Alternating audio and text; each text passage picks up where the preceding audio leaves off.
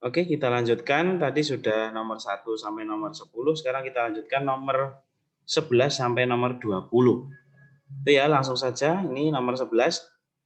Seseorang mengalami flu dan batuk disertai demam tinggi dalam beberapa hari. Namun ketika demam tersebut tidak disertai, namun ketika demam tidak disertai dengan ruam-ruam merah di bagian tubuh. Hanya saja terjadi kesulitan saat bernafas yang menyebabkan sakit kepala. Berdasarkan pernyataan di atas, gejala terinfeksi virus corona yang benar adalah. Nah, ini jawabannya A ya, ini sudah jelas. Kalau dilihat dari pernyataannya itu ada flu, gejala virus corona itu ada flu, batuk, demam gitu ya. Yang pertama adalah flu, kemudian batuk, ya kan? Ada batuk, kemudian ada demam, yang jelas ada sesak nafas, gitu ya. Kalau dilihat dari pernyataannya itu diare tidak, ya kan? Ruam-ruam pun juga tidak. Ruam-ruam itu indikasinya ke DB gitu ya, demam berdarah. Nah, gitu. Cuma di sini antara demam berdarah dengan virus corona itu juga jarang tidak terlalu banyak perbedaannya. Gitu. Tapi yang jelas di sini yang lebih tepat jawabannya adalah antara flu, batuk dan sesak nafas. Oke, selanjutnya nomor 12. TBC merupakan penyakit pada sistem pernapasan manusia yang dapat menular kepada manusia lainnya. Penyakit ini disebabkan oleh bakteri Mycobacterium tuberculosis. Penularan penyakit tersebut disebabkan oleh atau melalui gitu ya. Jadi ketika menular ke orang lain itu TBC itu dia dari droplet batuknya. Nah, ini. Bukan melalui udara, bukan terbang-terbang di udara itu enggak, tapi droplet. Droplet itu artinya apa sih? Droplet itu adalah dia cairan yang kemudian menempel, ya. Cairan itu nempelnya di mana? Bisa di baju, bisa di tembok, pintu, logam dan lain sebagainya. Gitu ya, di kulit. Nah, seperti itu. Kalau sentuhan kulit tidak, ya. Sentuhan kulit tidak. Kalau TBC tidak menular. Penggunaan pakaian bersama pun juga tidak. Nah, selama tidak terkena dropletnya itu tadi ya. Gitu.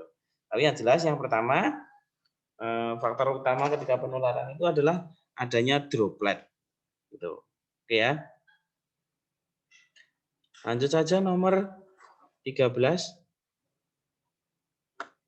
Perhatikan gambar berikut. Nah, saya kira kalian sudah familiar dengan ini. Ini adalah bagian dari ginjal atau yang disebut dengan nefron.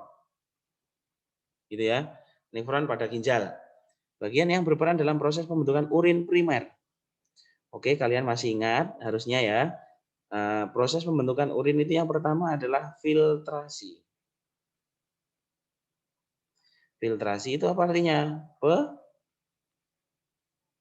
Penyaringan. Gitu ya. Yang dihasilkan ketika penyaringan itu apa? Yaitu adalah urin primer. Gitu. Tahap yang kedua namanya reabsorpsi.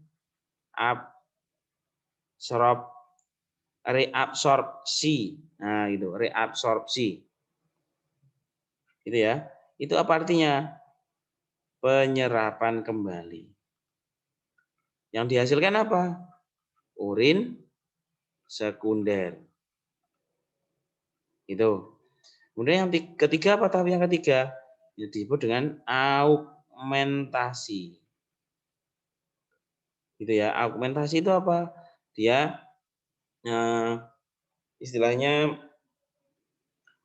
penambahan zat-zat sisa. Jadi zat-zat sisa yang belum masuk itu ditambahkan di situ namanya augmentasi. Gitu ya. Nah, ini penambahan zat sisa. Itu yang terbentuk apa? Namanya urin sesungguhnya. Gitu ya. Itu adalah urin sesungguhnya. Itu adalah, jadi ada 3 tahap ini. Filtrasi, reabsorpsi, kemudian augmentasi. Nah, dari ketiga ini juga letaknya berbeda-beda nanti. Kalau urin primer itu letaknya di glomerulus dan kapsul Bowman. Letaknya di mana? Nah, ini glomerulus itu ada di bagian dalam angka 1 ini. Kalau angka 1 itu adalah kapsul Bowman ya, yang membungkus glomerulus ini ada di dalam sini. Gitu ya, itu glomerulus seperti saringan gitu ya. Kemudian nomor 1 yang membungkus yang bentuknya seperti kapsul itu namanya kapsul Bowman. Kemudian ada yang tahap yang kedua, reabsorpsi itu terjadi di tubulus contortus distal, yaitu TKP ya, tubulus contortus proximal. Itu ya, ada di bagian di sini. Ini adalah TKP, tubulus contortus proximal. Itu terbentuk urin sekunder, yaitu proses reabsorpsi. Kemudian augmentasi itu ada di bagian sini. Namanya tubulus contortus distal atau TKD. Nah, ini adalah TKD. Tubulus contortus distal. Seperti itu. Nah, di sini urin primer. Pertanyaannya di sini pembentukan urin primer. Ada di mana? Ya, dia di penyaringan. Penyaringan berarti ada di angka 1. Gitu. Oke ya. Saya kira kalian bisa memahami ini. Nanti kalau belum paham ya bisa diulang-ulang lagi, nggak apa-apa. Lanjut saja nomor 14. Oh, masih ginjal. Perhatikan gambar. Bagian ginjal yang ditunjuk oleh huruf P berfungsi untuk proses. Nah, ini P ini, bagian tengah ini. Apa tadi ini namanya adalah glomerulus. Kira-kira ada nggak ya kalau glomerulus? Nah, ini glomerulus itu terjadi dia pada tahap filtrasi atau menghasilkan urin primer. Gitu ya. Seperti yang sudah saya jelaskan tadi. Selanjutnya, nomor 15. Perhatikan gambar berikut. Bagian yang berfungsi membuat dan mengeluarkan keringat ditunjukkan oleh nomor untuk keringat ya. Oke. Saya jelaskan dulu. Nomor 1. Ya, nomor 1 itu dia namanya lapisan tanduk. Gitu ya. Ini bagian paling luar, gitu ya. Kemudian ada bagian 2 namanya kelenjar keringat. Namanya aja kelenjar keringat ya, pasti dia tempat untuk memproduksi dan mengeluarkan keringat. Tuh. Jadi produksi di tengah sini kemudian dialirkan ke melalui pori-pori keluar. Nah, seperti itu. Berarti jawabannya jelas, yaitu nomor 2. Yang nomor 3, ini adalah kelenjar minyak. Di sini ada di bagian rambut, ini namanya kelenjar minyak. Sedangkan nomor 4, di situ ada apa hubungannya dengan istilahnya jantung, yaitu pembuluh darah. Oke, gitu ya. Nomor 4 itu adalah pembuluh darah. Oke, yang tepat kalau untuk membuat dan mengeluarkan keringat ini ya jelas adalah fungsi dari kelenjar keringat. Nomor 15 jawabannya B2. Oke, nomor 16, organ tubuh yang bertanggung jawab untuk mengatasi zat racun yang masuk ke dalam tubuh nih. Fungsi dari organ apa yang fungsinya itu untuk mengatasi zat racun. Ginjal untuk pembentukan urin, jelas ya. Kulit untuk keringat, gitu ya. Paru-paru untuk CO2 atau karbon dioksida. Nah, yang zat racun apa? Ya ini adalah zat racun. Itu adalah hati. Seperti itu. Jadi hati itu fungsinya untuk mengatasi zat racun. Seperti itu. Kita lanjutkan. Oke, nomor 17. Hasil pemeriksaan urin seorang pasien di laboratorium menggunakan larutan Benedik dan larutan Biuret. Ini tak jelaskan dulu, larutan Benedik itu spesifik untuk menguji gula. Gitu ya. Jadi larutan Benedik itu spesifik untuk menguji gula Gula di mana? Gula di dalam makanan, gula di dalam darah, gula di dalam cairan tubuh itu ada. Itu memang menggunakan larutan Benedict. Kemudian untuk larutan Biuret itu spesifik untuk menguji protein. Protein di mana ya? Itu tadi bisa di darah, bisa di makanan atau apapun.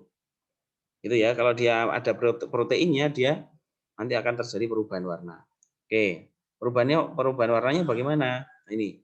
Kalau larutan Benedict itu spesifik untuk menguji larutan gula di dalam suatu zat, misalnya darah gitu ya, atau urin gitu ya, boleh. Urin itu biasanya kan juga ada kandungan gulanya. Nah, kalau ada gulanya itu nanti akan berubah menjadi merah bata. Gitu ya. Akan berubah warna menjadi merah bata. Kalau warna urinnya itu menjadi merah bata berarti dia mengandung gula. Kalau protein dia akan berubah warna menjadi ungu. Nah, gitu. Kalau warnanya ungu itu nanti akan istilahnya kandungan urinnya itu dia ada kandungan proteinnya. Seperti itu. Itu ya. Oke, kita clear, kita lanjutkan ke bawah. Berdasarkan hasil uji urin tersebut, bagian ginjal yang mengalami kerusakan adalah. Oke, kita lihat hasil uji urin Biuret itu untuk protein ya. Urin berubah menjadi warna ungu berarti dia mengandung protein. Padahal protein itu sangat diperlukan oleh tubuh. Masuk melu metu, ya kan? Nah, berarti ini ada yang rusak nih. Kan itu. Yang rusak bagian apa? Nah, itu. Nanti kita cari. Kemudian larutan Benedict spesifik terhadap gula terdapat endapan merah bata. Nah, ini ada endapannya merah bata lagi. Nah, itu berarti dia mengandung gula.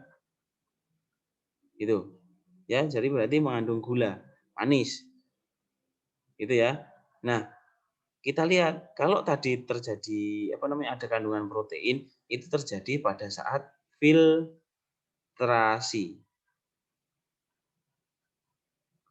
Berarti filtrasi letaknya di mana? Di glomerulus. Gitu ya. Kemudian larutan gula itu kok masih ada itu karena apa? Ada di reabsorpsi.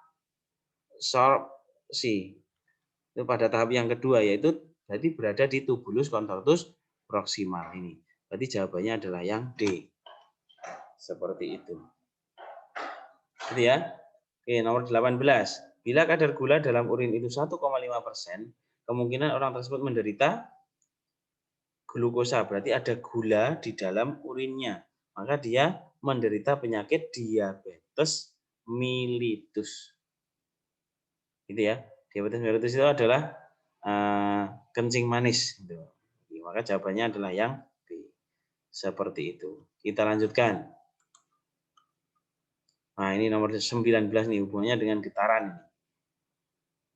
Oke, waktu yang diperlukan untuk bergetar dari A, B, C, B, A itu adalah 2 sekon, 2 detik.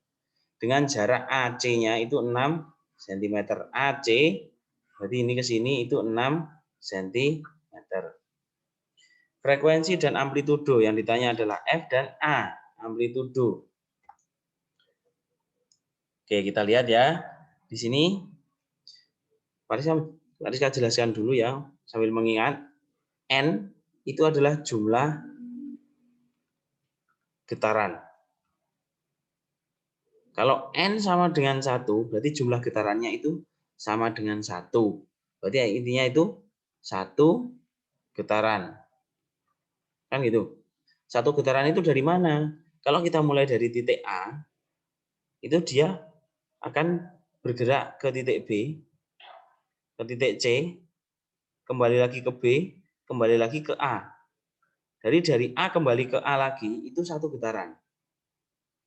Berarti N sama dengan 1. Kalau N sama dengan setengah, berarti ya setengahnya A, B, C. Atau C, B, A. Itu setengah. Nah, kita lihat di sini, dari nomor 19 itu A, B, C, B, A. Berarti dari A kembali lagi ke A. Dalam 1 putaran, berarti ini N sama dengan 1. Kan itu. Kemudian di sini 2 sekon itu T-nya.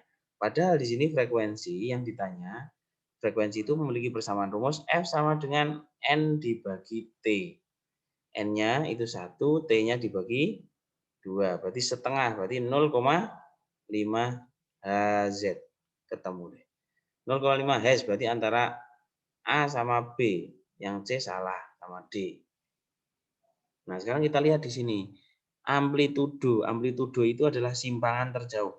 Dari titik normal sampai simpangan terjauhnya. Sampai simpangan terjauhnya mana? Dari B ke A atau B ke C.